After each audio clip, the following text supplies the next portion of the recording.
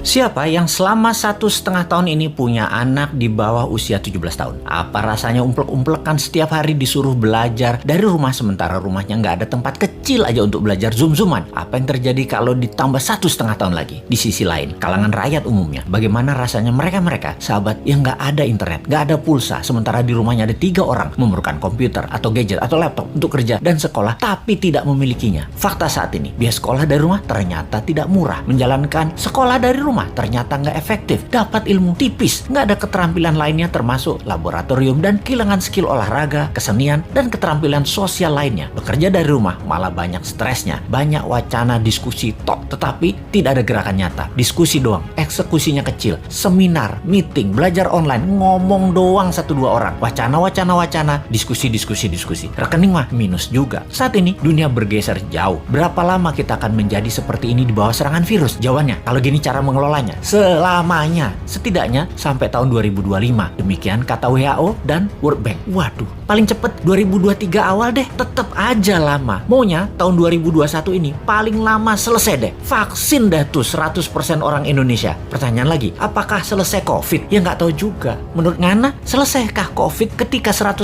manusia Indonesia sudah divaksin? Jawabannya nggak tahu. Misalnya, manusia setelah divaksin, efeknya tingkat kematian dan fatality-nya menurun, tetapi tetap bisa kena. Dimana kalau kena ya isolasi mandiri, katakan 10 hari. Setiap hari ada 30.000 orang bergantian bergiliran. Tiap hari ada 30.000. Karena 10 hari di isoman, maka yang dikurung hari itu adalah 300.000 orang per hari yang terkurung gantian sampai 100 juta orang. Gitu ya, 2 tahun itu bisa tercapai? Bisa lebih. Serem amat ya kalau ini terjadi. Untuk mencapai 60% populasi yang benar, ya bisa 2 tahun lagi, mungkin bisa 4 tahun lagi. Kalau hal ini terjadi, maka bukan hanya ekonomi yang ambiar, tetapi keterampilan sosial anak kita, keterampilan lainnya hilang. Bisa terjadi generation gap yang parah, di mana di tahun 2045, 24 tahun lagi, mereka usianya yang sekarang 10-20 tahun itu adalah mereka menjadi tulang punggung angkatan kerja dan usaha. Mereka, bayangkan, tidak punya keterampilan yang mumpuni. Maka angkatan yang usianya 50-70 tahun di kemudian tadi masih tetap bekerja dan ini tidak efektif. Maka gawat kalau bernegara tidak ada yang memikirkan hal ini, tetapi lebih memikirkan tenaga kerja asing bagaimana bisa masuk terus dengan dilindungi pejabat paling berkuasa. Alhamdulillah berhasil masuk terus. Itu lebih penting baginya sekarang. Saat ini generasi mendatang ngapain gue pikirin katanya. Yang penting saat ini lagi berkuasa, gak ada yang boleh halangin. Pokoknya gigi 5, gaspol, gue harus kaya. Lalu siapa yang urus generasi muda yang sudah 1,5 tahun ini dikurung di rumah? Ditambah masih ada kemungkinan dikurung lagi 1,5 tahun lagi. Kita urai masalahnya. Kalau anak usia saat ini 7-11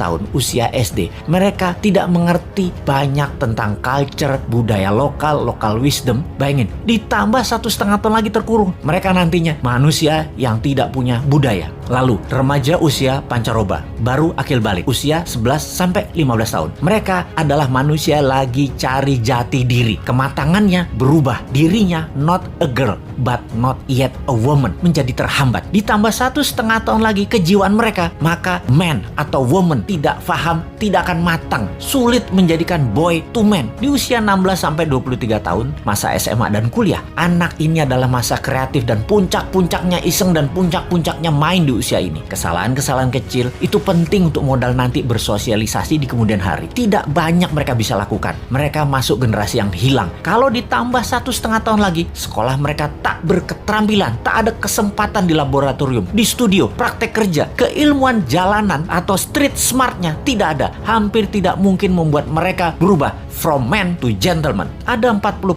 saat ini dari populasi Indonesia yang usianya saat ini 7-23 tahun. Yang 20 tahun lagi mereka merupakan tulang punggung keluarga, bangsa, negara. Jadi apa mereka ini nantinya? Ada yang mikirin pelindung nikel, mikirin. Yang pasang baliho jualan tahun 2024 itu mikirin. Yang menjabat sekarang mikirin. Kalau bosman, ada tuh bala muda walau kecil, kita berjuang.